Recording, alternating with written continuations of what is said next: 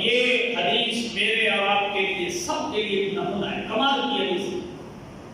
بخاری کے اندر ہے، مسلم کے اندر ہے، مسند امام احمد بن حنبل کے اندر ہے۔ حضور نبی کریم صلی اللہ علیہ وآلہ وسلم کی بارگاہ میں ایک بندہ آیا، اس نے کہا کہ دلنی علی عمل ان عملتہ دخلت الجنہ، یا رسول اللہ مجھے کوئی ایسا کام بتائیے، ایسا عمل بتائیے کہ جو میں کروں تو جنت میں داخل ہوں۔ پوچھنے والے نے پوچھا حضور سے، تو حضور نے جو عمل بتا دیا، لازمی بات ہے وہ عمل کریں جلدی۔ اس نے کہا کوئی ایسا عمل بتائیے کہ میں وہ عمل کروں تو میں جنت میں داخل ہو جاؤں۔ قال اعبد اللہ ولا تشرک بہ شیئا، حضور نے فرمایا پہلی بات یہ ہے اللہ کی عبادت کرو، اللہ کے ساتھ کسی کو شریک نہ ٹھہراؤ۔ پہلی بات اللہ کی عبادت کرو، اللہ کے ساتھ کسی کو شریک نہ ٹھہراؤ۔ وَتُقِيمُ الصَّلَاةَ الْمَكْتُوبَةَ، جو نماز فرض ہے اس کو ادا کرو۔ وَتُؤَدِّ الزَّكَاةَ الْمَفْرُوضَةَ، جو زکات فرض ہے اس کو بھی ادا کرو، نماز بھی پڑھو، زکات بھی ادا کرو۔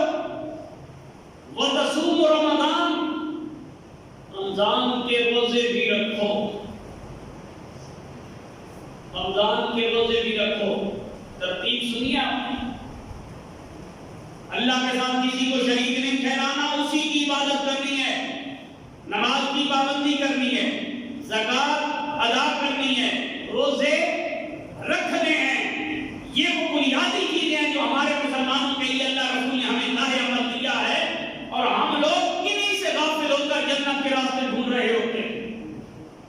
نماز کی پابندی نہیں ہوتی، زکات کی خبر ہی نہیں ہوتی، رمضان ویسے ہی گزر جاتا ہے، ہم رمضان کا روزہ نہیں رکھتے، افطاریاں کروا کے ہم اپنی جنت ڈھونڈ رہے ہوتے ہیں۔ 5 وقت کی فرض ادا نہیں کرتے اور شب بیداریاں کر کے جنت ڈھونڈ رہے ہوتے ہیں۔ یہ وہ نسخہ ہے جو امام الانبیاء نے دیا۔ میرے آقا کریم صلی اللہ علیہ وآلہ وسلم نے فرمایا اللہ کی عبادت کرو، کسی کو اس کا شریک نہ ٹھہراؤ، نماز قائم کرو، زکات ادا کرو، روزہ رکھو۔ قال والذی نفسی بیدہ، اس بندے نے کیا کہا؟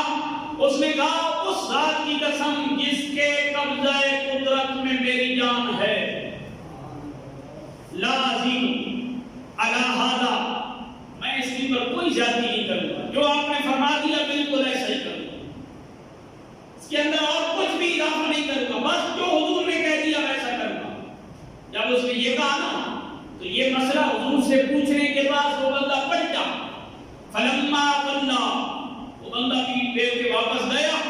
اب جو حضور نے بتایا وہ سنیے، میرے کریم نے فرمایا قال النبی صلی اللہ علیہ وسلم من سرہ ان ينظر الى رجل من اہل الجنۃ فلينظر الى ھذا، فرمایا تم میں سے جو کسی جنتی کو دیکھنا چاہتا ہو وہ اسے دیکھ لے۔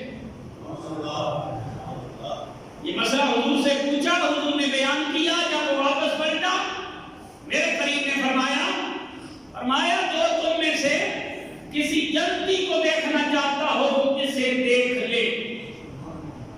یہاں پہ ایک چھوٹا سا سوال میں آپ سے کر سکتا ہوں، نماز پڑھنا، زکات دینا، روزہ رکھنا یہ تو ایک عمل تھے، لیکن انسان کا انجام تو تب ہے نا جب آخر نتیجہ دیکھے۔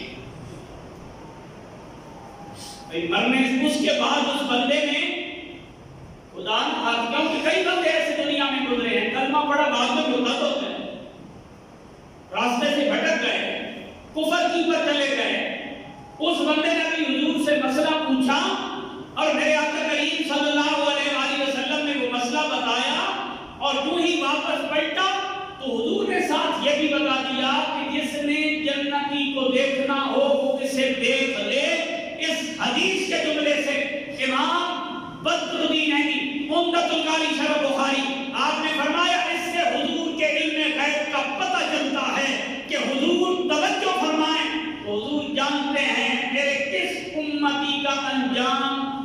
پر ہوگا.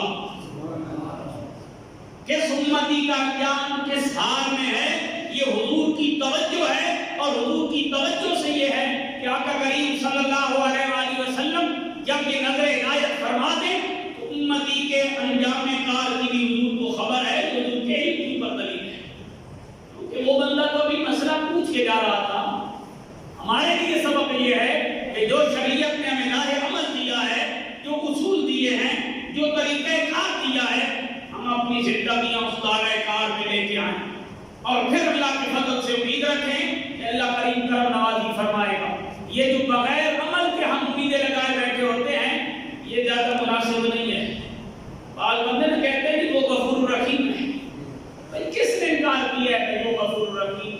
اس کا کس نے انکار کیا ہے؟ لیکن وہ قہار بھی ہے نا، یہ بھی تو مانو.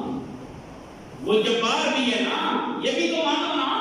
اس کی ساری صفات مانو نا. اس نے جو چیزیں فرض کی ہیں، جو اس نے خود کی ہیں، اپنے رسول کے وسیلے سے دی ہیں. آقا کریم صلی اللہ علیہ وآلہ وسلم کو نبی بنا کے بھیجا ہے اور لوگوں کی پر یہ چیزیں لازم اللہ نے کی ہیں. لہذا بغیر عمل کے اس کی ان صفات کو دہراتے رہنا، بھائی وہ بخشنے والا ہے، وہ بخش دے گا. انکار اس بات کا کوئی نہیں، لیکن جو اس نے حکم دیے ہیں ان حکموں کو ماننا بھی ہمارے پر لازم ہے، اور ان کو تسلیم کرنے کا نام ہی مسلمان